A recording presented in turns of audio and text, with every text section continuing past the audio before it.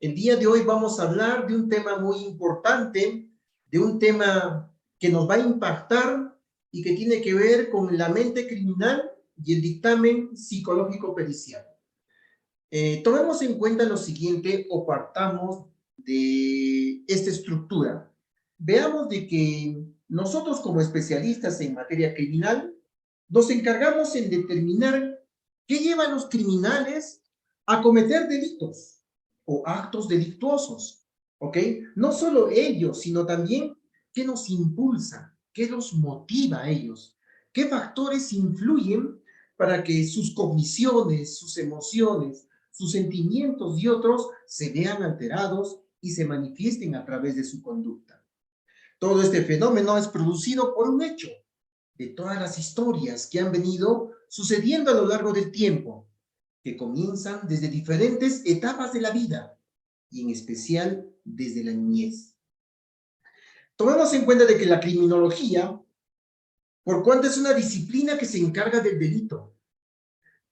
delito, pero como conducta, entendiendo que la criminalística es una de las madres de las ciencias, y al ser madre de las ciencias, tomemos en cuenta de que ello también es muy fundamental ver las áreas en el cual se desprenden muchas áreas específicas como la balística forense, la dactiloscopía forense, ¿okay? La pericia física o la pericia del cuerpo muerto. Vemos también lo que se llama el examen bromatológico, cuando aquellas personas que consumen órganos fosforados muchas veces no sabemos qué factores han motivado su deceso, entre otros y otras. Como podemos observar, la historia de la humanidad ha estado marcada por aterradores crímenes. ¿Perpetrados por quiénes? Por asesinos seriales, sangrientos que mataban a sus víctimas de manera macabra. Y a lo largo del tiempo también, no solo en Estados Unidos, sino se ha diseminado en todo el mundo, en especial aquí en Perú, muchos casos de feminicidio, en el cual la persona más vulnerable es la mujer, la niña y los niños en especial. Veamos de que la criminología, por cuanto es una disciplina que se encarga de la conducta criminal, ¿ok?, asociada al ser humano, permite conocer, indagar qué factores motivaron para esta muerte. Su función es la comprensión científica del problema criminal. Y para ello vienen muchas preguntas que son reglas de oro. El qué, el cómo, el cuándo, el por qué lo hizo o cómo lo hizo. Son interrogantes abiertas que nos dan a conocer de que hay muchos factores que motivan que una persona cometa diferentes delitos. Y aquí en Perú, los delitos que más predominan son los delitos contra la vida, el cuerpo y la salud. Vemos asesinatos, homicidios. Luego también vemos otros delitos conexos, como es el feminicidio. Vemos delitos contra la salud pública, el tráfico ilícito de drogas, entre otros. Entonces veamos de que estudia el porqué de los hechos y se centra en las razones de los homicidios y también de los homicidas. ¿Ok? Desprendamos de qué es decir, de que una de las preguntas de oro dentro de la criminalística y en especial en la criminología, que nosotros le prestamos atención a esa conducta no adecuada, es el por qué lo hizo. Y yo cuando hablo del por qué lo hizo, me estoy refiriendo qué factores se antepusieron antes de un homicidio, por ejemplo, antes de un asesinato, antes de una violación sexual. Porque estas personas, que en su gran mayoría tienen trastornos de la personalidad de tipo antisocial, ya vienen cumpliendo las fases del asesino serial y otras también que vamos a verlo en adelante. Entonces, nosotros como criminólogos estudiamos el delito. Se observa la relación de un delito concreto en el criminal formulando teorías explicativas del fenómeno delictivo, es decir, el comportamiento social criminal. Hablamos de la prevención y control del delito de la información y sus variables, que son dinámicas, que sirven para la adopción de medidas preventivas, medición del fenómeno delictivo, mediante la creación de ¿qué? De estadísticas criminales, las cuales se dividen en dos. Vemos la estadística delictiva y también la estadística o la tasa de criminalidad. Y cuando hablamos de la estadística delictiva, nos referimos a todo aquel número de delitos acontecidos en un intervalo de tiempo. Y lo otro es la tasa de criminalidad, que nos permite conocer el número de delitos conocidos, los medios de control social que nos permiten conocer, valga la redundancia, el aumento en las tasas de delincuencia. Y nosotros, cuando salimos a la calle, tenemos una sensación y una percepción de inseguridad. No sabemos si en el transcurso a la casa, al trabajo, al colegio de nuestros hijos, vamos a ser víctimas de algún delito, sea un delito menor o un delito mayor que puede desencadenar hasta con la propia alevosía. Entonces nosotros percibimos a diario este nivel de inseguridad, por cuanto también, y esa es mi apreciación, hay un factor influyente: los medios de comunicación. No generalizando, por supuesto, ni dando los datos exactos de algunos medios, vemos de que los medios de comunicación, en vez de trabajar desde la prevención primaria, más bien alimentamos este morbo de todo un conjunto de delitos o un concurso de delitos. Retomando, vemos de que la criminología intenta entrar ¿en qué? En la mente de los criminales para poder regular las conductas en la sociedad e intentar responder a la siguiente pregunta: ¿qué es lo que lleva a una persona a cometer hechos delictivos o delictuosos? Entonces vemos de que la criminalística es una de las ciencias, ¿ok?, que aplica todo el conjunto de conocimientos metódicos y las técnicas de las ciencias naturales, físicas, químicas y sobre todo biológicas. Y de seguro ya está partiendo una interrogante: el antisocial, el asesino serial, el homicida, ¿se nace o se forma? Eso vamos a responder en el transcurso de este evento.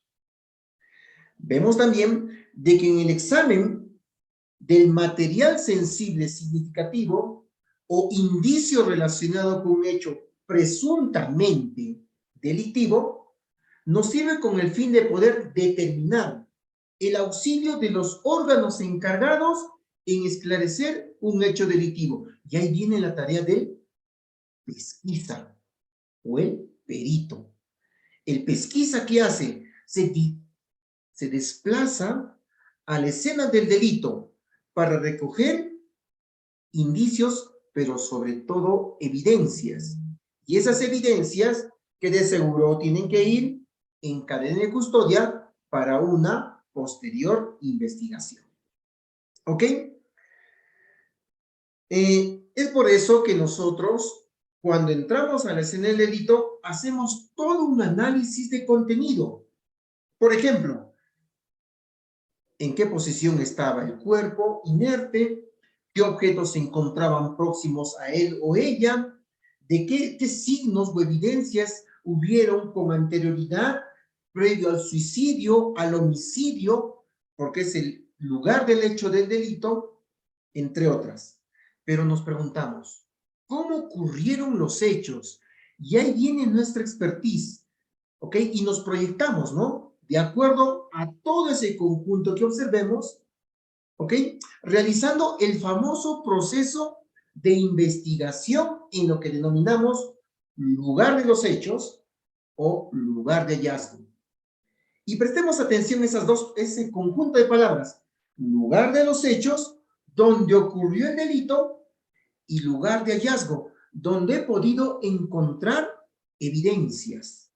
Y en el segundo tramo de este evento académico, vamos a hablar de un caso en específico que sucedió en nuestra ciudad del Cusco y que llamó la atención del ciudadano común y corriente.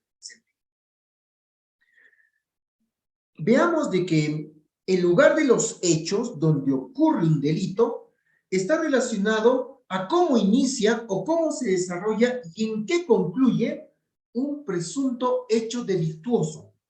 En pocas palabras, se denomina así, ya que aquí es donde ocurrió el crimen. Entonces, si nos imaginamos, y tal vez en adelante hemos podido recordar por las noticias que ha ocurrido un hecho delictuoso en un lugar en especial donde no estaba el cuerpo inerte o materia del delito, nos podemos dar cuenta de que no sabemos si ha sido el lugar de los hechos o ha sido el lugar de hallazgo. Y cuando hablamos del lugar de hallazgo, nos referimos al espacio donde se localizan todas aquellas evidencias o todos aquellos indicios que me presumen, que genera hipótesis que ocurrió antes de encontrar esta evidencia. ¿Qué personas podrían estar inmersas en este delito? Porque su tipo y formas y características, cuando hablamos del lugar de hallazgo, nos indican que tal vez allí no se desarrolló el delito, ¿ok? Sino que se hallaron únicamente las evidencias del delito, que han podido ser arrojados, que han podido ser dejados, o en su defecto sembrados también. Entonces, en el lugar de hallazgo, uno de los hechos que ocurren en el mismo lugar de hallazgo, en el otro únicamente se realiza el hallazgo. Por ejemplo, cuando las mujeres, en este caso las niñas, fueron víctimas de violación sexual, ¿qué ocurre? El pesquisa se desplaza a la escena del delito, recoge todas aquellas evidencias, por ejemplo, que puede ser prendas de la víctima, prendas del agresor, los instrumentos con el cual ha cometido el delito, puede ser un cuchillo, puede ser una tijera, puede ser un objeto contundente o punzocortante que ha sido utilizado como instrumento, materia del delito y que ha condicionado a su futura víctima, en este caso, a la persona que ha sido violada. No solo ello, sino también recogemos huellas, buscamos restos de sangre. Cuando nosotros trasladamos prendas al laboratorio, le hacemos el barrido a través del hisopo para poder encontrar restos seminales en aquellas prendas que ha podido utilizar la víctima. Y todo ello se va al laboratorio para que en cadena de custodia también siga su proceso de investigación previo a una sentencia de un agresor sexual. No solo se da en casos de violación sexual, sino también en homicidios. Por ejemplo, los suicidios. Hace poco, no entrando de lleno al caso ruso de Cusco, también hubo un caso llamativo en que alguna persona se había suicidado, se había autolesionado. Y nosotros cuando entramos a la escena del delito, nos llamó la atención de lleno las paredes, el color de las paredes. ¿Y de qué color era? Verde. Y el techo negro. Y preguntando a los vecinos, en este caso a la dueña del inmueble, a ella también le causó extrañeza porque sus paredes tenían colores vivos. Entonces, antes de la muerte de este suicida, ¿qué ocurrió? Esta persona había pintado las paredes de color verde, el techo negro, y horas antes de su suicidio dejó evidencias de ¿qué? Recortes periodísticos en el cual nos graficaban cómo morir, cómo matarse, qué instrumentos utilizar, u otros también.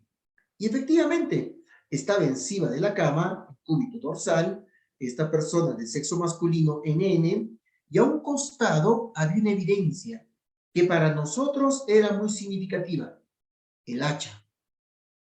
Y según la dirección, la proyección del golpe que se dio, había sido un suicidio autoprovocado. Pero en sus pensamientos previos ya había todo un conjunto de ciertas incongruencias. ¿En qué sentido? De que la persona ya estaba planificando en cómo cometer su o cegarse con su propia vida. Los restos de los periódicos, las paredes, por ejemplo, de evidencia era había consumido antes del suicidio y se encontró en el vaso de cristal restos también de órgano fosforado, es decir, veneno.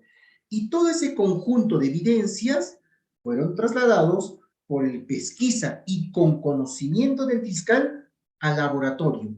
¿Para qué? Durante el proceso de investigación se determinen cuáles fueron las causas reales y existentes del delito que había sucedido en ese momento.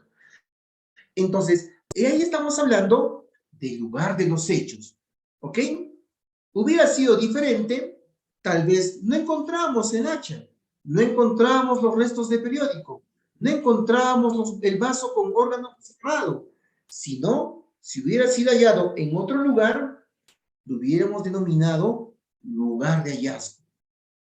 Entonces, es necesario que el perito, en este caso el pesquisa, tenga un olfato muy acucioso y también desprendernos de todo un conjunto de hipótesis que nos puedan ayudar a poder encaminar o tomar conocimiento cómo ocurrió el hecho y por qué lo hizo. Entonces, en esta regla de oro, donde existe el qué, el quién, el cuándo, el cómo, el dónde, con qué, la palabra por qué es la más importante. Entonces, ustedes, quien saben adelante, van a ser operadores de justicia, siempre utilicen las famosas 7 reglas que les he indicado. Bueno, avancemos. Veamos de que la investigación y el análisis se realiza de diferentes maneras en una escena de delito. Una la denominamos criminalística, y yo les había indicado que hay otras ciencias que también son parte de ellas, como la psicología, la antropología, la sociología, la biología, la química y otras más. Y la otra es la criminalística de laboratorio. Todas aquellas evidencias que han sido recogidas del lugar de hallazgo o del lugar de los hechos van a ser sometidas a una evaluación minuciosa y rigurosa para determinar las causas reales de un hecho delictuoso. ¿Ok? Entonces nosotros, como pesquisas, como peritos, debemos saber proteger la escena del delito, es decir, el lugar de la investigación. Observar de manera metódica qué ocurrió en el radio del delito cometido. ¿Ok? Debemos tener una fijación, ¿ok?, holística de todos aquellos factores inmersos en un presunto o un delito. ¿Ok? Y nunca nos olvidemos de las famosas reglas de oro. ¿Qué ocurrió? ¿Cuándo? ¿Cuándo ocurrió el delito? ¿Cómo? ¿Cómo se dio el delito? ¿Ok? ¿Dónde? ¿Dónde ocurrió el delito? Que tiene que ver con el lugar de los hechos y también con el lugar del hallazgo. ¿Con qué? ¿Qué utilizó para cometer un delito? En casos de violación, tal vez no. ¿Qué utilizó? Objetos punzocortantes, objetos contundentes o la propia fuerza dejada en la niña o en el niño que ha sido su víctima. Porque va a quedar evidencias, los cabellos, el líquido seminal, tejidos de la piel en la víctima y en el agresor. Restos de sangre, por ejemplo, y a través del luminol nosotros podemos darnos cuenta si estos restos de sangre que he encontrado en el lugar de los hechos o en el lugar de hallazgo corresponden a la persona que ha cometido un delito o no. Es por ello que también, muy aparte de la regla de oro, que son 7, vemos principios. Normalmente nosotros conocemos 7 principios, pero yo aterrizando estos 7 principios, conjeturo que son 4 principios. Por ejemplo, el principio de uso, el principio de producción, el principio de intercambio, luego también tenemos el principio de correspondencia, de características me refiero, el principio de reconstrucción de los hechos o de los fenómenos sucedidos en la escena del delito u otros, también el principio de probabilidad y sobre todo esto que es fundamental, el principio de certeza. Si todo aquello que he encontrado en el lugar de los hechos o en el lugar de hallazgo corresponden a la escena del delito donde yo he participado. Entonces, miren, nosotros debemos darnos cuenta de que es muy fundamental la criminalística como madre de las ciencias y sobre todo la criminología, que tiene que ver con la conducta humana, porque la conducta humana ocasionó, motivó o fue víctima de un delito. Veamos, allá que estamos compartiendo pantalla, estos aspectos del asesino serial. Así como hay reglas de oro, principios, también existen fases de un asesino serial. ¿Ok? Y dentro de ellas tenemos la siguiente. La fase de Laura, la fase de pesca, la fase de seducción, la fase de caza, la fase de asesinato, la fase parafílica y la fase de depresión. ¿Pero qué significan las fases del asesino serial? Y nos respondemos de la siguiente forma. Hablar de asesinos en serie u homicidas es una señal impactante y muy pedido de la gran parte de la población. Sobre todo de aquellos que no han tenido acercamiento con alguna investigación forense y o policial. Entonces, en las imágenes vemos estas 7 fases, que normalmente es el proceso de estos asesinos seriales. Vemos las características de cada una de ellas. Por ejemplo, en la fase de Aura. Esta es la primera fase en el asesino serial, o este es el paso principal para un asesino en potencia. Es decir, la persona comienza a alejarse de a poco de la propia realidad, pero viene entrando hacia su propio yo, hacia su propio mundo, donde cambian esos pensamientos normales y comienzan a aparecer estos pensamientos no normales o pensamientos automáticos. Y es aquí cuando todas las fantasías de perversidad comienzan a aflorar, comienzan a mostrarse y tienen cabida sobre todo en la mente del sujeto. Es decir, que en esta fase detonan algunos aspectos que han estado en status quo. Por ejemplo, daños o abusos sufridos en alguna etapa de su vida y que en esta vida actual se están manifestando. Es decir, hay todo un conjunto de factores endógenos y factores exógenos. Factores exógenos que tienen que ver con aquellos factores socio-medioambientales que influyen en su persona y se manifiestan a través de su conducta.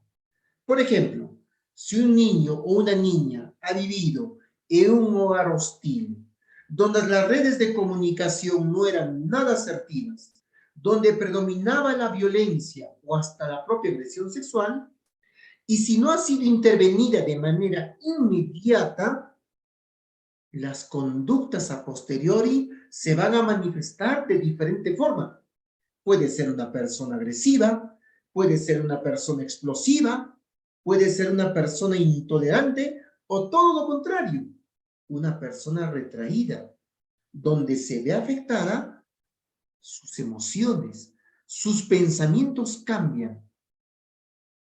Entonces, podemos darnos cuenta que en esta fase de aura tiene que ver mucho con todos aquellos factores exógenos medioambientales que han influenciado en su personalidad.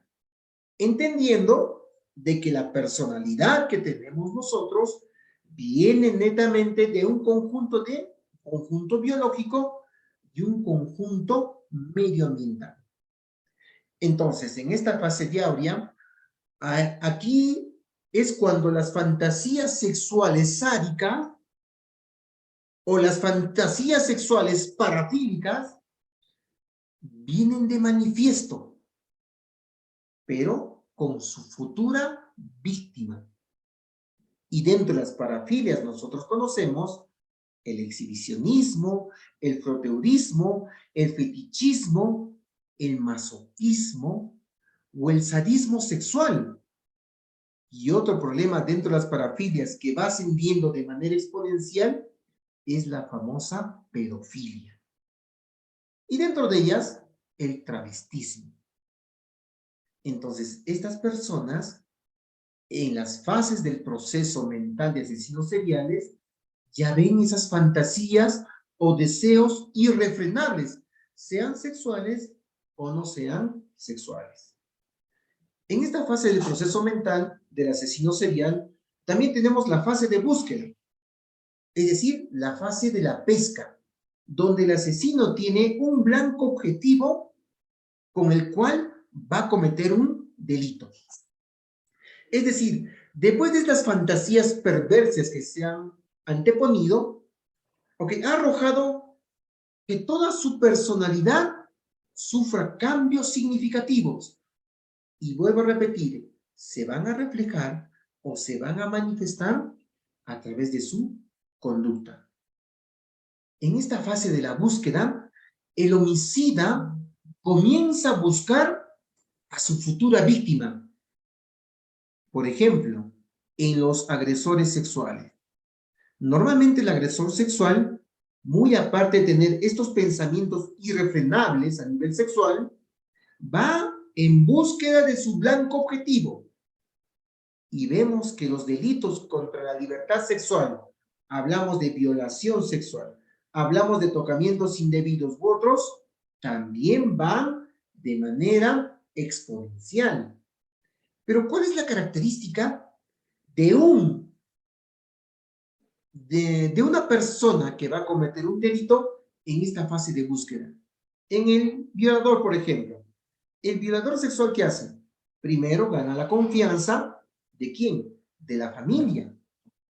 Es decir, viendo solitaria, viendo abandonada a la hija o al familiar, ya gana la confianza de la esposa, ya gana la confianza del padre, para luego darle rienda suelta a sus bajos instintos que tiene que ver con los delitos contra la libertad sexual.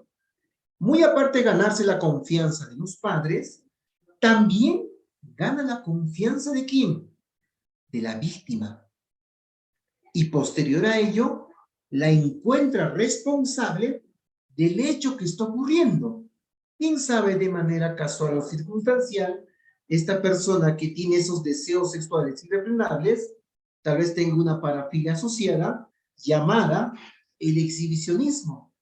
Y la persona cuando se expone a su futura víctima, la responsabiliza y le dice, mira, lo que tú has observado es un pecado.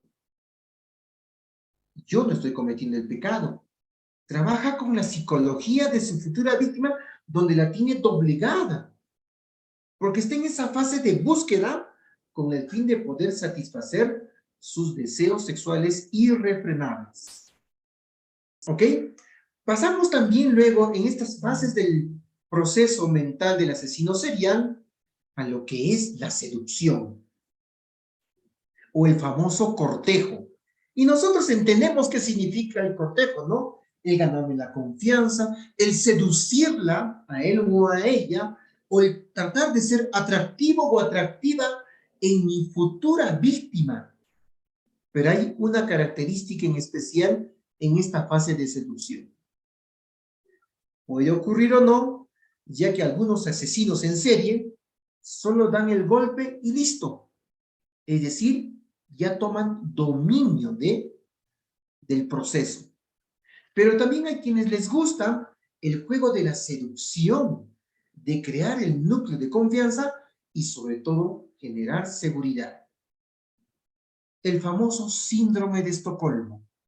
Y hay una característica en el síndrome de Estocolmo, como el secuestrador traslada a sus víctimas para que durante el tiempo de cautiverio sus víctimas afloren sus emociones en favor de su secuestrador. Es decir, la dinámica cambia, los constructos mentales cambian y la propia personalidad aflora. Entonces, dentro de estas fases del proceso mental de los asesinos seriales, pasamos del famoso cortejo, la seducción, a otra fase de la caza, que también guarda relación con la fase de búsqueda, pero hay algo muy especial en esta fase de la captura o fase de la caza. Es conocida como la trampa, con el fin de que la víctima sea presa en ese momento o cuando la víctima se da cuenta que van en dirección incorrecta. Es decir, cuando el asesino serial ya da signos de que su objetivo es otro, no es lo que a un inicio aparentaba. Cuando las secuestran para luego violarlas, desvían su camino, a dónde van a ir, de qué manera van a capturar a su víctima y cómo van a influenciar en él o en ella. Es decir, en este caso, existen distintos tipos de tortura, sobre todo el maltrato psicológico. Ya comienza a aflorar estas ideas perversas donde la víctima ya asimila que lo que va a ocurrir puede ser fatal. Luego de esta fase de la caza, vayamos a la fase del propio asesinato, es decir, el homicidio. En esta fase se manifiesta, pues, el clímax del asesinato, es decir, el disfrute. Muchas veces gozan estas personas antisociales de los hechos delictuosos que están cometiendo en ese momento. Es decir, satisfacen sus necesidades y luego de consumar el hecho, entran en un momento de calma. ¿Para quién? Para el homicida. ¿Ok? También en esta fase pueden existir distintos tipos de torturas, sean físicas, sean psicológicas. En su gran mayoría, según las evidencias que hemos podido encontrar, predominan las torturas físicas. Y si nos hacemos hipótesis, antes de encontrar signos de tortura, ha habido detrás de ello todo un conjunto de maltratos psicológicos previos al homicidio, que eso generaba un clímax de disfrute. Después de esta fase del asesinato, donde se consume el hecho, donde puede haber también la antropofagia, es decir, el canibalismo, donde en muchos de los casos las personas que han cometido un delito afloran estas incongruencias cognitivas y hasta dialogan con el propio cuerpo inerte. Y luego de esa fase del asesinato pasa a la fase del fetichista, ¿no? En el caso específico, la necrofilia, donde la persona posterior a haber asesinado a su víctima llega a tener contacto sexual con él o con ella. Es por ello en las investigaciones del doctor Norris, en su libro, él manifiesta y descubre que en esta fase es el momento de la sensibilidad del agresor. Es una fase de excitación, ¿ok? Pero con mucha paz, hasta podemos encontrar que en esta situación los brotes de alguna parafilia. En este caso, si una persona tiene relaciones sexuales con el cuerpo inerte, puede ser un signo de una parafilia, pero la conducta debe mantenerse por un tiempo determinado. Hasta, por ejemplo, dentro de esta fase del fetichista, aflora en el asesino serial lo que es el exhibicionismo, el froteurismo o el propio fetiche. Es decir, con aquellos objetos inanimados del cuerpo inerte, llega a tener un deseo sexual irrefrenable, hasta sin acceso carnal. Y la imagen nos ayuda.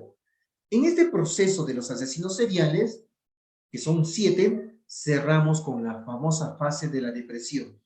Pero no es una depresión que nosotros conocemos a consecuencia de multifactores, sino tiene una característica especial esta fase de depresión, que puede parecer confusa para el asesino serial, ya que tenemos por entendido que la mayoría de los homicidas en serie carecen ¿de qué? De empatía, ¿ok? Es decir, de estas habilidades sociales que normalmente predominan en los seres humanos racionales, o también de insensibilidad humana hacia la otra persona. Ok, incluso si la persona está muerta, y si es así, ellos sufren otro tipo de depresión. Eso se llama la depresión post-homicida, donde desencadena o el cual da apertura a un nuevo ciclo o a una nueva etapa de las fases del asesino serial. Entonces vemos, ¿no? Cómo la personalidad de un individuo que ha habido afectada de manera exógena o de manera endógena puede darse en estos 7 pasos. Entrando a la segunda parte de la exposición internacional, vemos de que aquí en Perú ha ocurrido hechos sangrientos, hechos macabros, y en especial en la ciudad de Cusco ocurrieron 2 casos muy alarmantes. Uno de ellos, que por una herencia, una mujer ha matado y ha descuartizado a un propio familiar.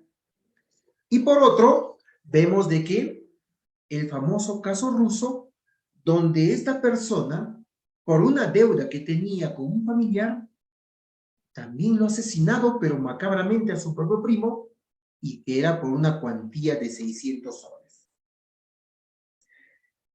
Ese 31 de enero, en horas de la noche, ¿qué ocurre? La persona X sabía de que su primo lo iba a visitar porque tenía una deuda con él.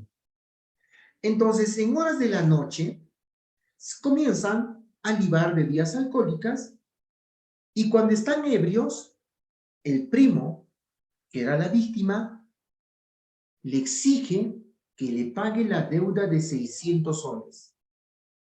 Por lo cual, la persona homicida le dice que no contaba con el dinero y que le extiende la deuda para pagar más adelante, lo cual genera un malestar en su víctima, el cuerpo inerte, que le dice, ¿me pagas hoy día o lo siento mucho, te voy a denunciar?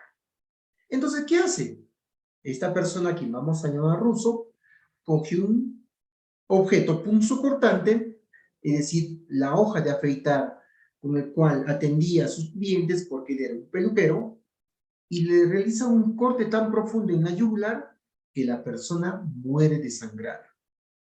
Luego de ello, para asegurar que el cuerpo estaba inerte, realiza una maniobra llamada estrangulamiento, donde la persona ya se da cuenta de que ya no tiene signos de vida su familiar. Entonces, cuando el cuerpo está inerte, ya no tiene signos de vida, cambia su personalidad más feroz. ¿En qué sentido? Utiliza objetos contundentes, ¿ok? Para poder desmembrar los brazos, las piernas, la cabeza y quedar el propio tórax. Entonces, él, planificando el hecho, el 1 de febrero, en horas de la madrugada, se desplaza por diferentes lugares de la ciudad del Cusco y deja evidencias, como son los muslos de sus extremidades inferiores, cerca a un contenedor de basura, lo cual fue alertado por las personas que realizaban la limpieza en horas de la madrugada y dieron de conocimiento a las autoridades policiales y a los operadores de justicia, en este caso la fiscalía. Cuando ellos llegan a la escena del delito, efectivamente, encuentran restos de un cuerpo humano, pero no se sabía si era de un varón o era de una mujer. Entonces, era diferente el lugar del hecho donde ocurrió el homicidio y el lugar de hallazgo donde se encontró las evidencias. Entonces, cuando los operadores de justicia recogen estas evidencias, cotejan de que en otro espacio de la ciudad de Cusco encuentran los brazos, encuentran la cabeza, pero no había el tórax. Entonces, el ruso, después de dejar esparcido las diferentes partes del cuerpo, regresa a la escena del delito. Y ese es el peor error que cometen los criminales. Siempre vuelven a la escena del delito. Entonces, cuando él va a la escena del delito, ¿qué ocurre? Trata de desprenderse, trata de ocultar, trata de desaparecer las evidencias materia del delito. En este caso, la chompa, la casaca, el polo, el objeto punzocortante que era un cuchillo con el cual mató a su propio primo. Cuando los pesquisas toman conocimiento del hecho macabro, entonces los vecinos comienzan a encontrar evidencias que él había dejado en la propia casa donde vivía, pero arrojada en un canchón. Entonces ponen en conocimiento de las autoridades, van a la escena del delito y al abrir la puerta de la peluquería se encuentra un hecho nefasto. En todo el piso había grandes cantidades de sangre, lo cual era un signo.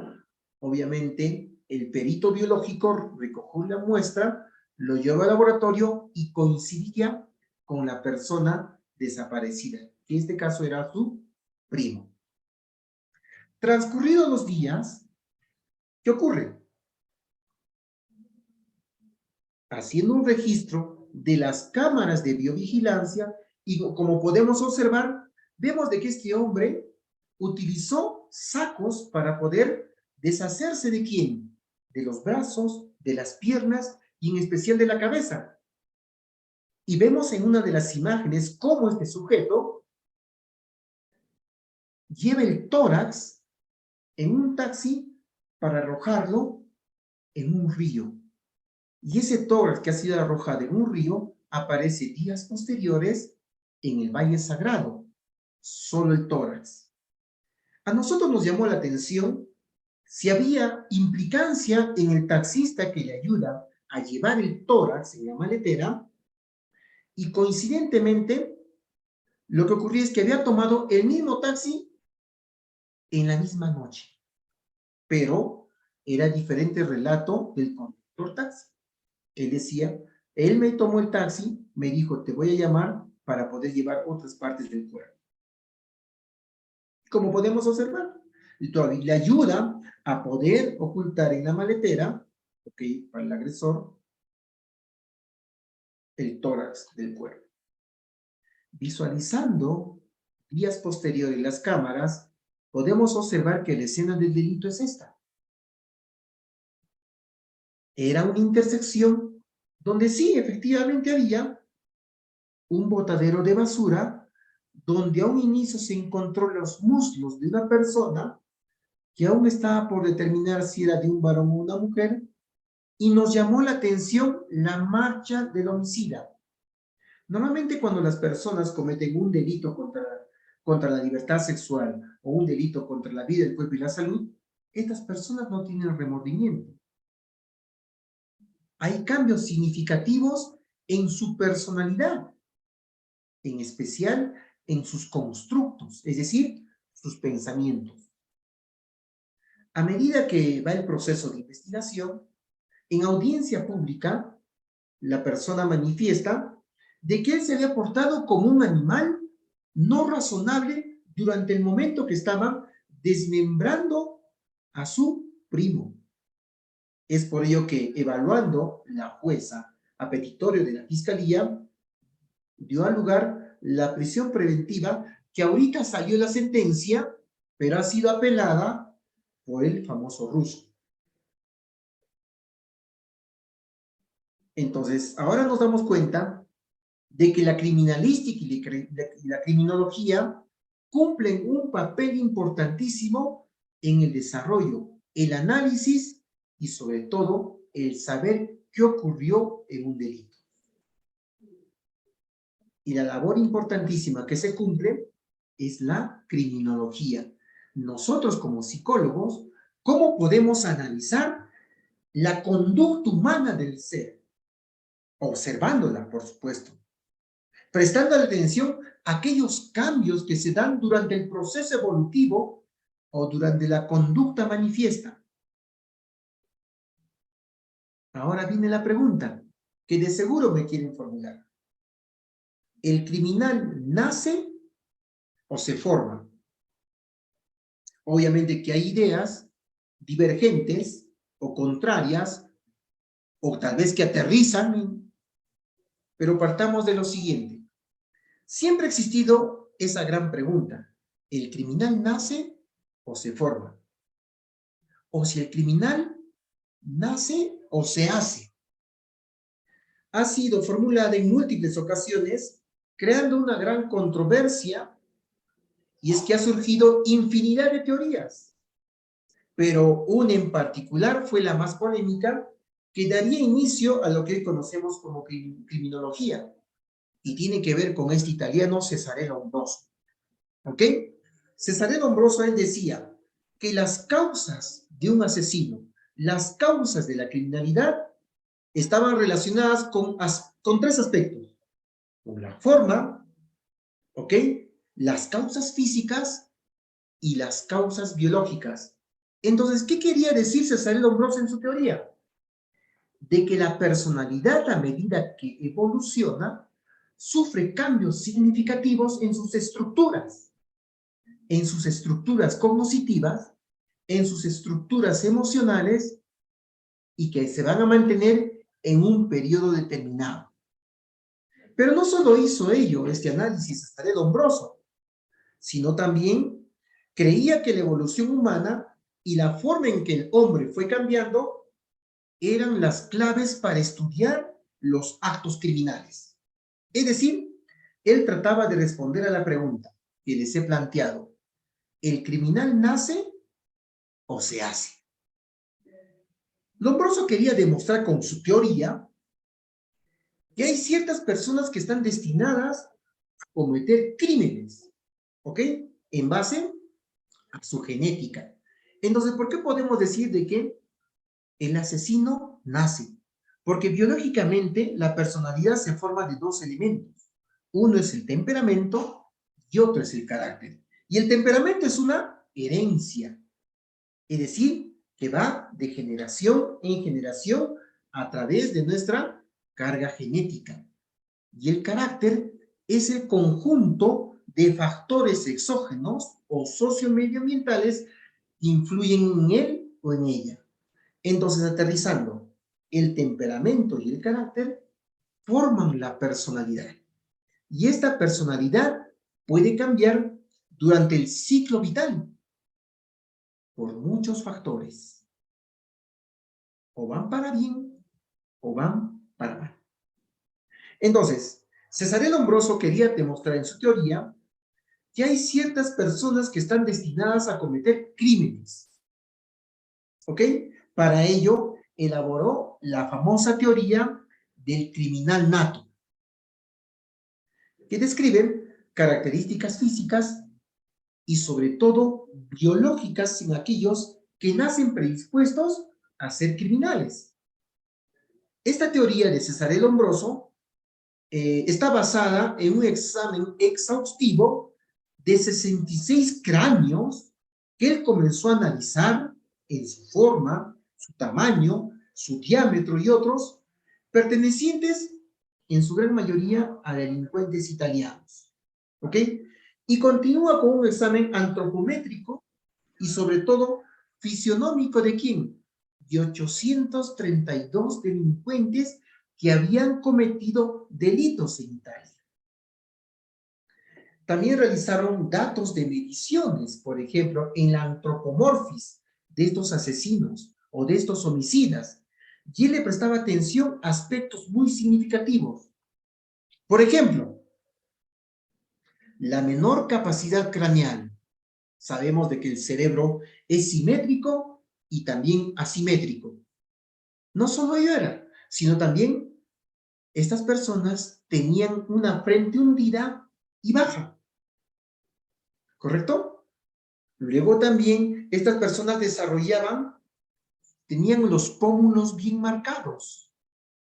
¿Ok?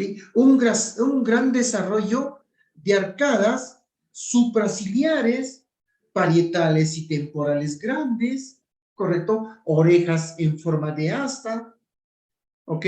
El tubérculo de Darwin, que es muy conocido, el abultamiento del occipucio y sobre todo los brazos largos. Entonces Cesare Lombroso le prestó mucha atención a estas características físicas del asesino, del homicida, y sobre todo las características biológicas de él mismo. ¿Ok? Luego de ello, hablando de si el criminal nace o se hace, existen características principales en alguien propenso a cometer delitos. ¿Ok? A cometer delitos. Pero afirmaba también que existían características específicas de contenido psicológico, biológico y sobre todo social. Y yo les pregunto, ¿es verdadero que los factores sociales influyen en tu personalidad para que se desprenda en un problema psicológico o tal vez en una persona propensa a cometer un delito? Pues claro que sí. Y ahora nosotros observamos en esta globalización, con esta tecnología, que muchas veces los padres no cumplen el rol de padre, sino cumplen el rol de ¿qué? De poder satisfacer necesidades primarias y secundarias. ¿Y dónde están las emociones que los padres deben mostrar hacia sus hijos? La respuesta, de seguro sabemos. Estamos obligados a tener que salir a trabajar, a tener que salir a buscar trabajo, a tener que vivir o trabajar para vivir, pero le damos calidad de tiempo para nuestros seres o nuestros descendientes. No lo sé. Solo podemos ser testigos de que la conducta humana está cambiando de manera acelerada por la influencia de muchos factores.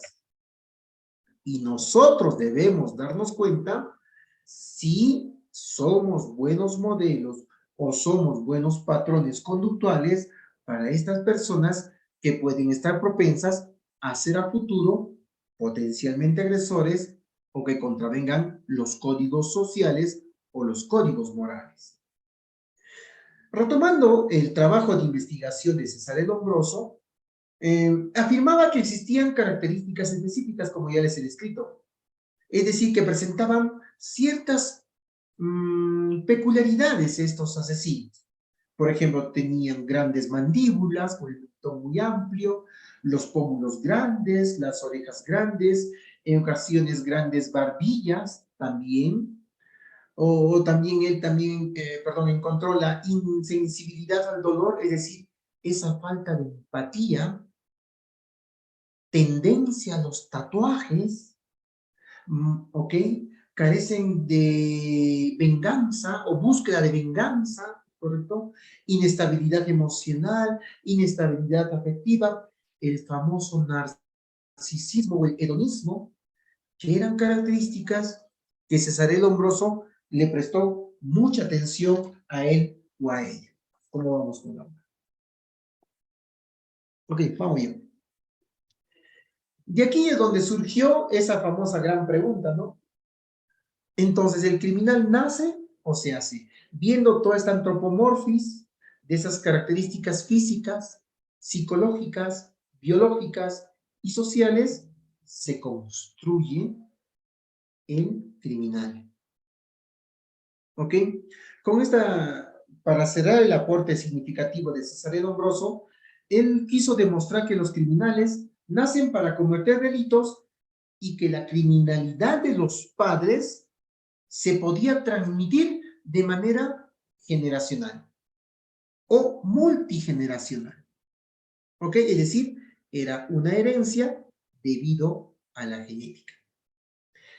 A un inicio esta teoría fue sumamente criticada, pero hay estudios científicos que nos demuestran que algunas estructuras cerebrales del individuo son las responsables de la personalidad, de la inteligencia, de la atención, de las emociones y de las sensaciones.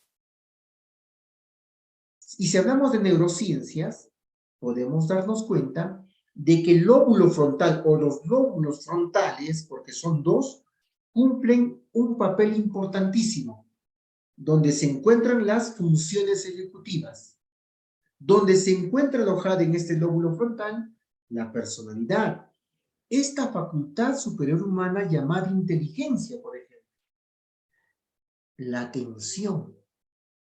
Entonces, estas estructuras corticales o subcorticales cumplen un papel importantísimo en la formación del individuo.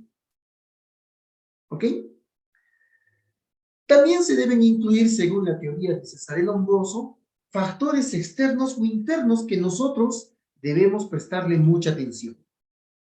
Porque un individuo está propenso a poder ser en adelante un agresor en potencia, pero mucho depende de los factores que están influyendo en él o en ella. Aunque la teoría de Cesare Lombroso, a medida que pasaba el tiempo, no fue aceptada, ¿ok? Como tal, fue uno de los precursores de la criminología y sobre todo la antropología criminal frente a un hecho delictuoso.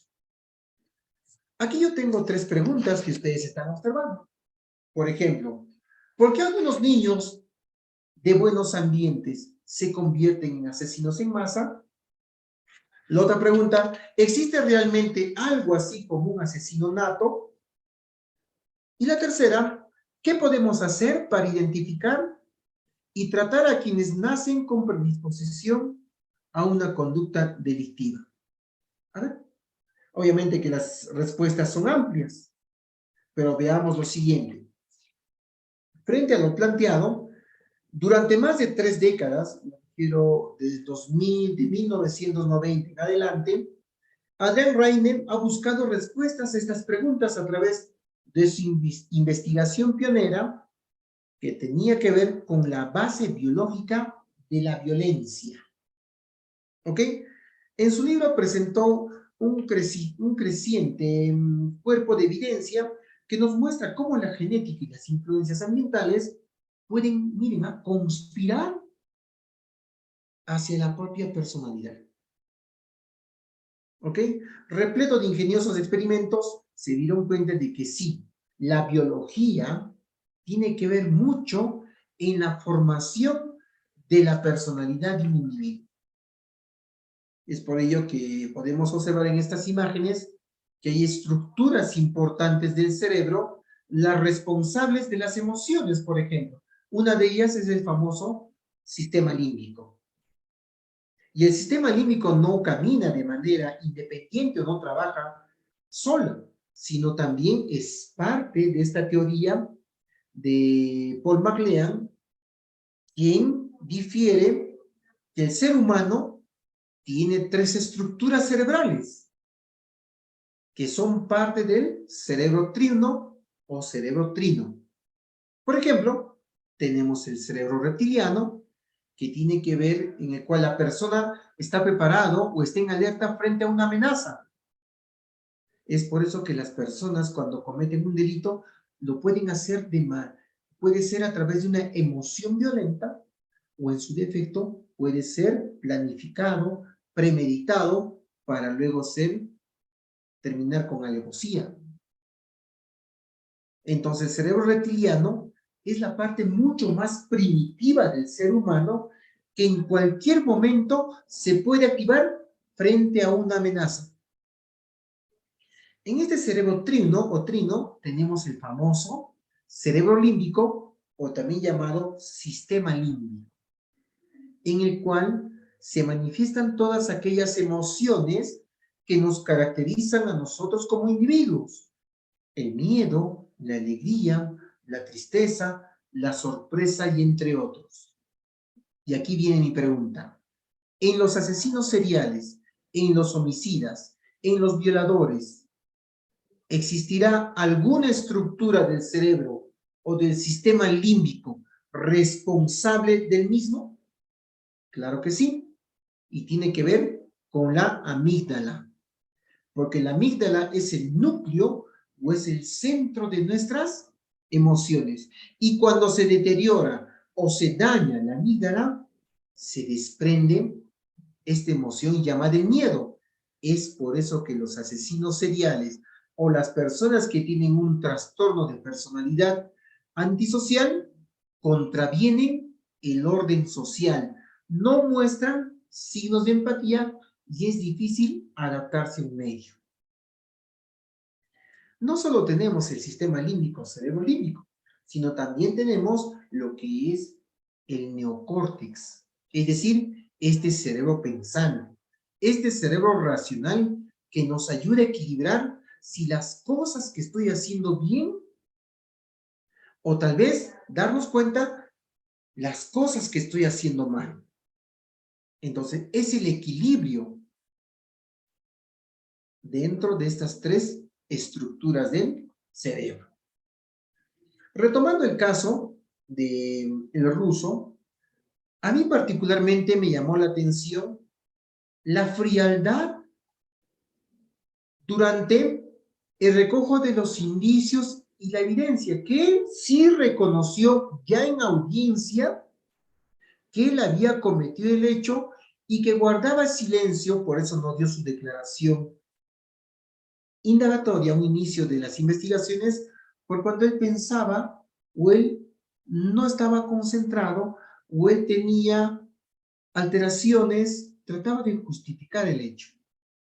Tomando en cuenta que este sujeto o esta persona que cometió un delito ya tenía antecedentes, ya había cometido otro delito contra la vida, el cuerpo y la salud y tenía una requisitoria vigente por el delito de receptación. Pero vayamos más allá y analicemos estas 7 reglas de oro. ¿Cuándo lo hizo? En un día en especial, cuando vino su primo y una hora en específico, durante la noche, para no ser descubierto. ¿Ok? ¿Quién lo hizo? En este caso, esta persona que ha sido sentenciado, porque ya cumplió su prisión preventiva, pero el apelado, aduciendo de que tiene problemas psicológicos.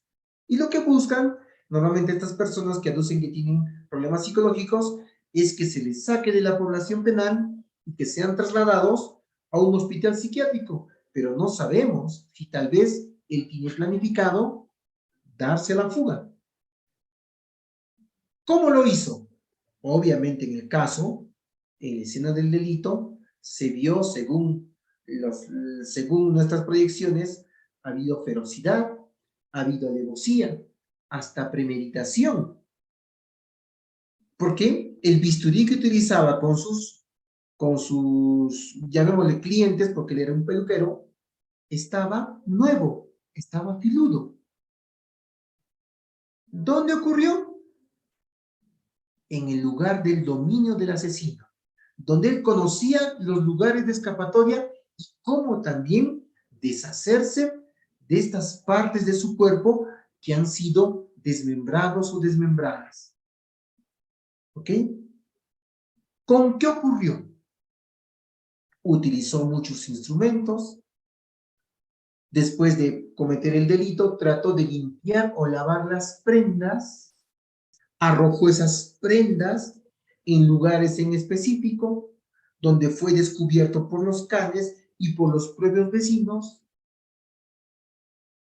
¿Qué ocurrió? Cometió un delito contra la vida, el cuerpo y la salud, con subsecuente muerte, pero aquí viene la pregunta clave, perdón. ¿Por qué ocurrió? ¿Qué factores influyeron? Entonces ahí vienen nuestras hipótesis, ¿no? ¿Qué factores motivaron para que esta persona cometa un delito con subsecuente muerte y con alevosía? Ella conocía lo que iba a ocurrir, ya se proyectaba lo que iba a pasar, ya tenía los saquillos en el cual trasladaba los muslos, los brazos, la cabeza y sobre todo el tórax. Y nosotros como criminólogos debemos prestarle mucha atención en esta regla de oro, el por qué lo hizo. En este caso, ¿por qué? Porque él sabía de que tenía una deuda pendiente con su familiar que llegó de otra región. Entonces, todo planificó. Analicemos siempre la conducta criminal como parte de la criminología de manera holística. Hasta como psicólogos nosotros debemos hacer pesquisas. En una escena de delito, por ejemplo, en suicidios, cuando nosotros encontramos evidencias que es una carta, hacemos el análisis de contenido viendo el trazo de letra, si hay doble trazo, la dirección de la letra, el contenido de la sintaxis, la proyección del contenido del mismo o de la misma.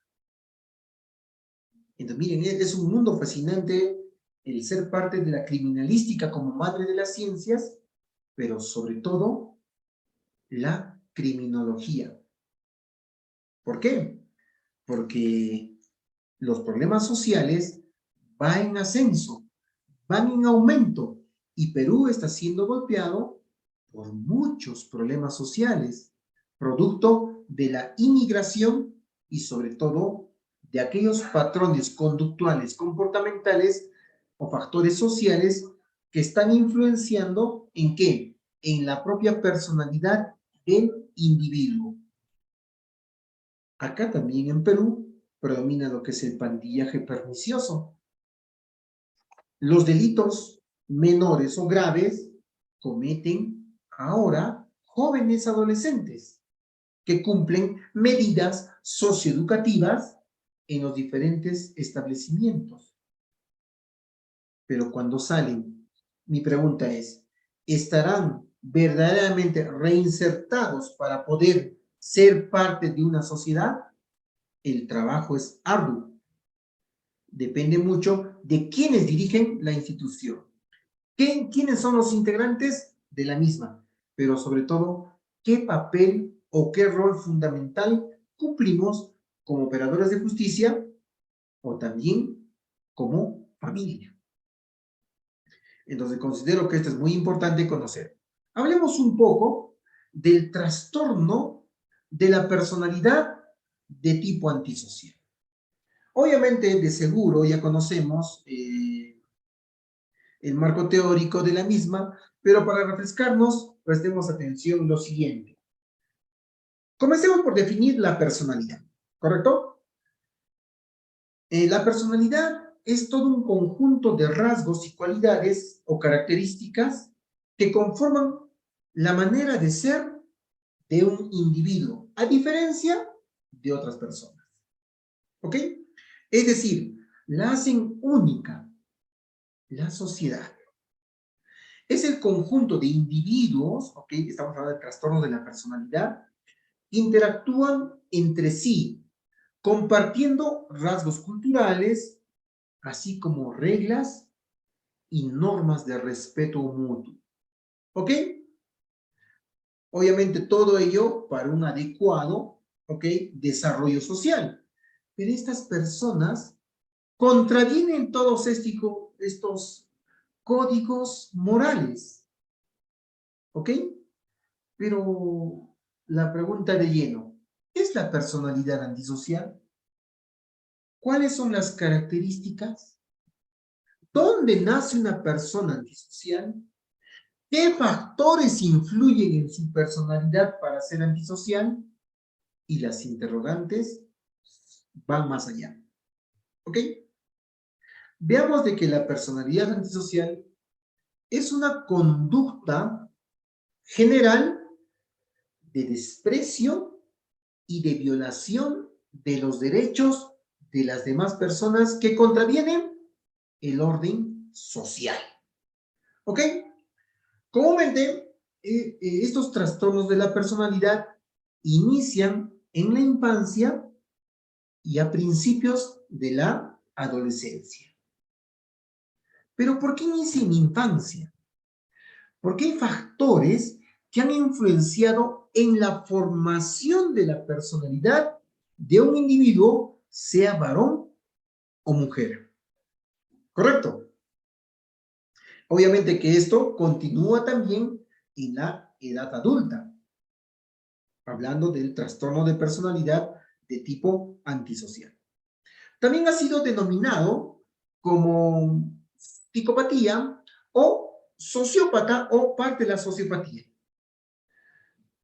Obviamente entendiendo de que estas personas influyen también en otras personas, es decir, como modelos sociales. Y ahora observamos cómo adolescentes cometen delitos y estos modelos influyen en otros adolescentes para contravenir el orden social. Estas personas antisociales tienen una marcada inestabilidad emocional que se reflejan a través de su conducta. Por ejemplo, proyectan una relación interpersonal agresiva y autodestructiva de sí mismos. Luego también hay otra característica que tiene que ver mucho con que presentan dificultades en el pensamiento lógico, ¿ok? Y ya que se encuentra en un plano inmaduro, es decir, infantil. No hay un desarrollo evolutivo óptimo en estas estructuras cognitivas del individuo que tiene un trastorno de personalidad antisocial. Su juicio no está conectado con la realidad y esto posibilita que afloren estas fantasías, ¿ok? Y también ansiedades persecutorias que influyen en la personalidad, ¿ok? Tienden a manipular y a burlarse de las personas, es decir, toman control de una o de muchos, porque son grandes manipuladores. Normalmente estas personas se comportan o su conducta es fría, es rígida, ¿ok? Pero es una protección a sus sentimientos infantiles no bien desarrollados. Es decir, estos pensamientos o estas emociones que se han visto dañadas o alteradas también. ¿Ok? Hay fuertes sentimientos de inferioridad, es decir, hay una desvalorización de sí mismos, donde la autoestima se ve afectada, donde la autoestima se ve dañada y sobre todo se deteriora durante el proceso. Entonces, en los trastornos de personalidad de tipo antisocial tienen que ver de manera multicausal, porque se dejan llevar por los impulsos emocionales que los hacen reaccionar de manera agresiva e incontrolablemente. ¿Ok?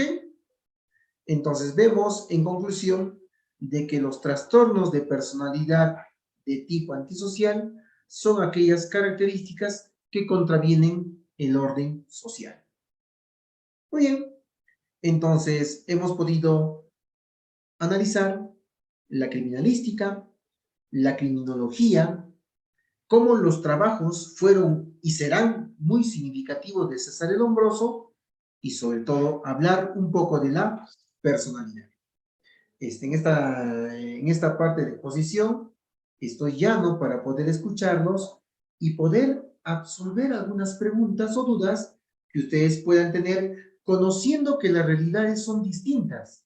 Allí en España, de seguro, la violencia también ha sido extrema, con el terrorismo, el ETA y otros, y también aquí en Perú, por cuanto el Código Penal, y en especial el nuevo Código Procesal Penal, tiene todo un conjunto de características propias que van en beneficio de la persona que contraviene el orden social. Y aquí hay una infinidad de problemas que a lo largo del tiempo se van a seguir manteniendo. ¿Ok? Muy bien, jóvenes. Los escucho, por favor.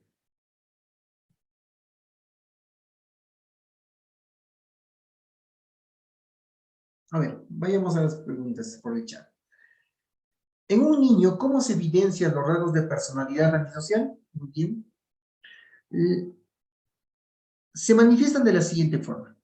Existen cambios significativos en su conducta. Puede ser un niño retraído, ¿ok?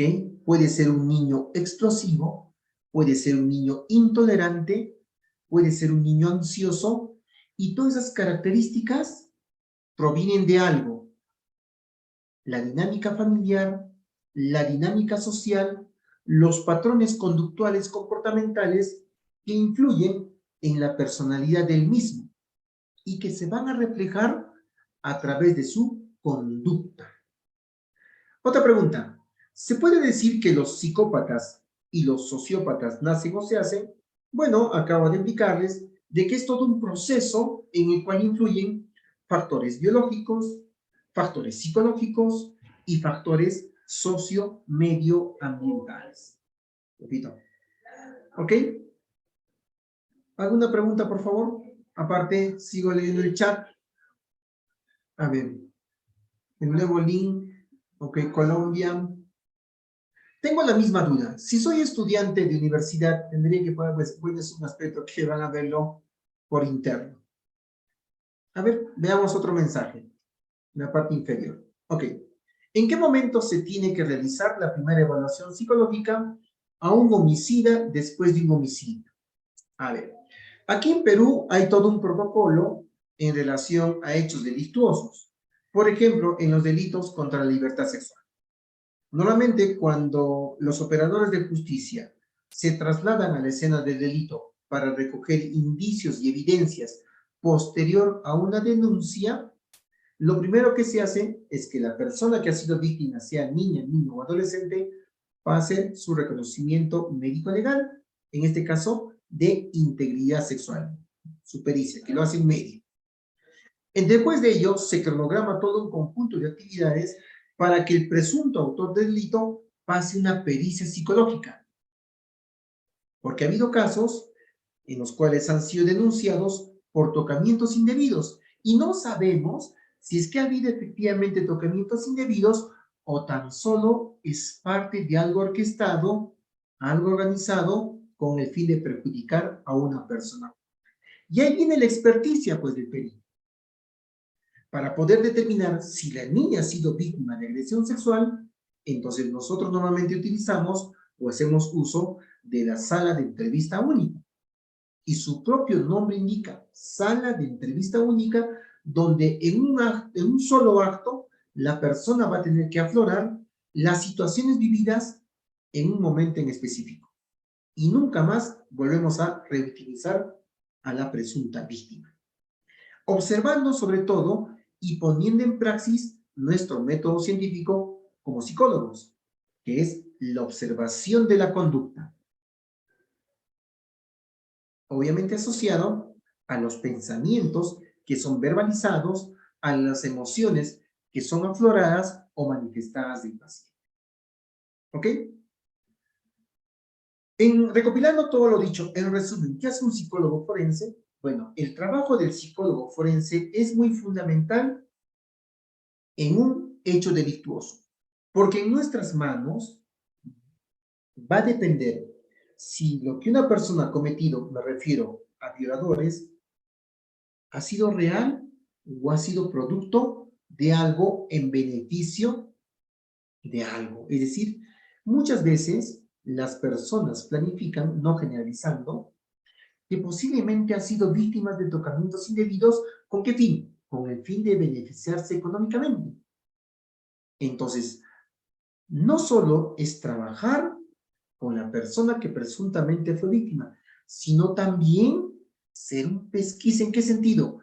En que nuestras proyecciones, nuestras hipótesis vayan más allá de lo ocurrido, respetando siempre la regla de oro, en este caso, los 7. ¿Ok? Aquí tenemos una pregunta, a ver, ¿cómo si un niño que nace en un hogar lleno de amor y felicidad y en su árbol genealógico no hay ningún rastro de alteraciones psicológicas y vive en un entorno sociocultural sano y estable, puede entonces convertirse en un sociópata o psicópata? Si se puede evidenciar que ninguno de los aspectos relacionados anteriormente han sufrido o están sufriendo de algún tipo de alteración. Muy buena pregunta. Nosotros sabemos que las estructuras familiares tienen dos vertientes: los tipos de familia y los modelos de familia. Y cuando hablamos de tipos de familia, nos estamos refiriendo a las familias nucleares, donde viven padres e hijos, ¿okay? Donde existen los patrones conductuales bien significativos que son modelos.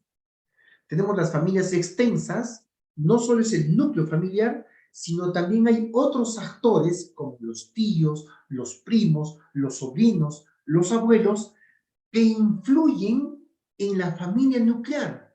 Y hasta a veces las familias nucleares no toman decisiones por su propia cuenta porque están influenciados por otros actores. Otro tipo de familia son las familias monoparentales, donde producto de una disfunción, una separación o una ruptura, una de las figuras, sea paterno o materna, es la responsable del cuidado, de la alimentación, de la educación de los hijos que tiene como descendencia. Pero ahí hay un factor importantísimo. La ausencia de una figura paterno-materna podría generar de que una persona, un niño, estaría propenso ¿a qué? A que pueda tener vacíos emocionales y a futuro vacíos sociales, porque una de las estructuras fundamentales no está viviendo con él o con ella. Luego también tenemos las familias homoparentales, ¿no? Dentro de los tipos. Es decir, dos personas del mismo sexo que tienen bajo su custodio, cuidado, a un menor de edad. Y eso es alarmante y hay que prestarle atención de diferente forma. ¿Ustedes consideran de que un varón que está unido con otro varón y tengan bajo su cuidado, custodia a un niño, una niña, va a influenciar en la formación de su personalidad? Pues claro que sí, va a influenciar. Como modelos, como estructuras, sobre todo relacionadas a las disfunciones sexuales. Así como hay tipos de familias, también tenemos modelos de familia. Y ahí viene tu pregunta. Consideramos de que en las familias sobreprotectoras le están haciendo bien o mal al niño o a la niña. Considero que no estamos fortaleciendo su independencia en estas familias sobreprotectoras. Más bien por el contrario, estamos generando dependencia a algo. ¿Okay? También existen las familias patriarcales, ¿no? O las familias agresivas, donde en vez que el niño pueda crecer con una salud mental segura, con una emoción segura, más bien por el contrario, estamos lacerando o estamos flagelando estas emociones que deben ser construidas, ¿ok? Tienen que ser fortalecidas, entre otras. Ok, muy bien. Y, a ver, ¿cómo vamos con el tiempo? ¿Cuáles son las afecciones que pueden desarrollar las personas que reciben estas noticias de violencia y de homicidios? Por ejemplo, aquí en México, estos actos, por desgracia, están normalizados por sus altos índices de ocurrencia. Sí, México es un país donde lastimosamente la ola de violencia va de manera exponencial. Y sabemos de que en México existen cárteles que se dedican al comercio de sustancias ilícitas y aquellas personas que se introducen en estas organizaciones criminales, es muy difícil que salgan vivos o vivas. Yo pregunto, ¿trabajamos desde la prevención primaria, utilizando como aliado estratégico a los medios de comunicación que el Estado debe impulsar? Coincide que también en nuestro país lo que nos falta es trabajar desde la prevención primaria. Y los medios de comunicación deben sumarse en esta tarea ardua, por cuanto son el único canal que nosotros podemos escucharlos y también podemos internalizar su mensaje. Pero el objetivo es otro. Y sí, efectivamente, frente a la ola exponencial de delitos, lo estamos normalizando. Aquí, por ejemplo, en Perú, hablar de feminicidio es como el pan de cada día. Ya saben las personas, feminicidio, mujer violenta, feminicidio, mujer asesinada, feminicidio, mujer violada, feminicidio, mujer destruida, etcétera, etcétera. Indirectamente lo estamos normalizando estos problemas que contravienen el orden social. ¿Cuál es el fin de caridad con la cárcel si este tipo de personas tienen un bajo nivel de reinserción a la sociedad? Ruth, tiene que cambiar el sistema penitenciario. ¿En qué sentido? En los actores principales. ¿Y quiénes son los actores principales? Son aquellos que custodian a la población penal. Por ejemplo, aquí en el Cusco, el penal Quencoro ya superó, ¿ok?, su capacidad. Si en el año 99 había una población penal de 900 internos que era superpoblado, en la actualidad se tiene más de 3.500. Entonces hay una hiperpoblación.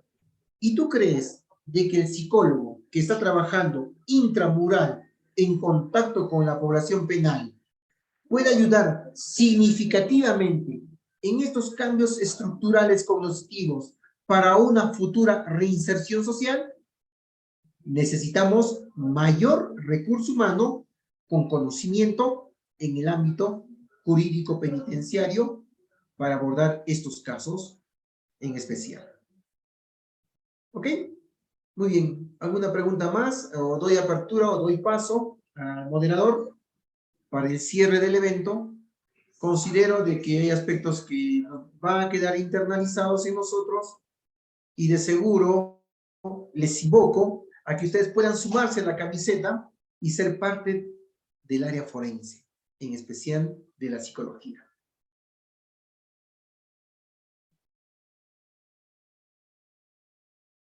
¿Sí?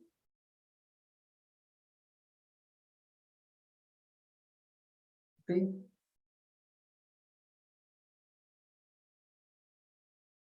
Muy bien. Muchas gracias por su participación. Espero volver a verlos en otro evento académico, pero sobre todo nosotros debemos prestarle atención a cómo estamos formándonos, a de qué manera nuestra conducta influye en la conducta de los niños, las niñas y las personas o poblaciones vulnerables.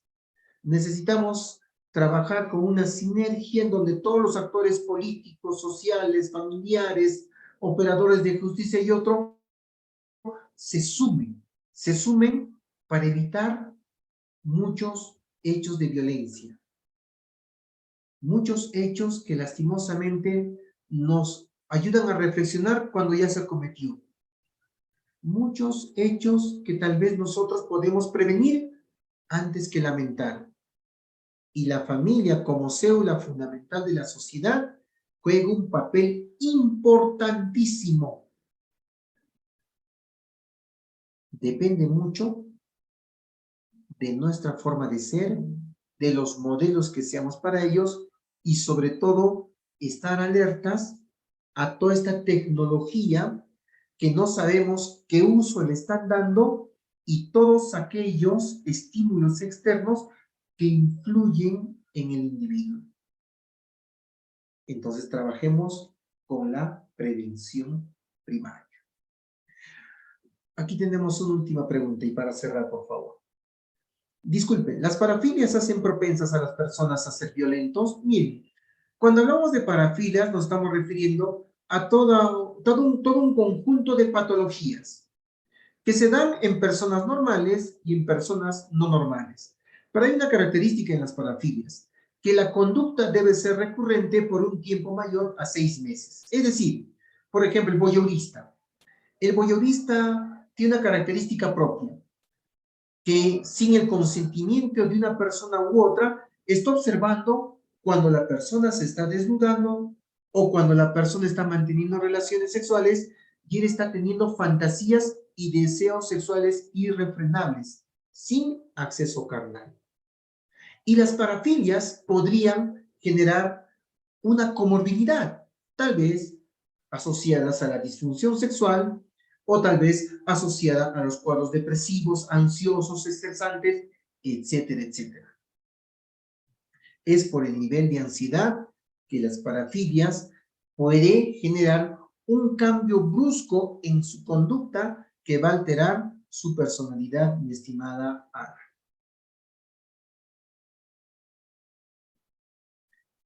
Ok, muy bien, jóvenes. Les agradezco mucho por su participación. Ahora sí es una despedida. Espero verlos en otro momento.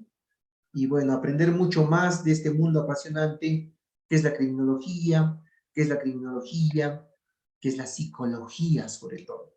Porque la psicología juega un rol importantísimo en el desarrollo de una sociedad.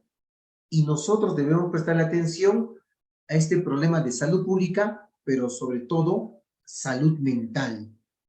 La salud mental es muy fundamental en el desarrollo de un individuo y de todas las sociedades. Gracias, que tengan ustedes muy buenas tardes y permiso. ¿Quieres estar al día de todo lo que ocurre en ISEP? Síguenos en las redes sociales y no te pierdas de nada. Actualidad, secciones clínicas, eventos, vida estudiantil y mucho más. Podrás encontrarnos en Facebook, Twitter, LinkedIn, Instagram y YouTube. Conviértete en el protagonista de nuestros perfiles sociales. Cuéntanos cómo está siendo tu experiencia en ISEP. Muéstranos tu día a día, comparte las fotos de tus mejores momentos y recuerda de etiquetarnos o de usar el hashtag #ExperienciaISEP.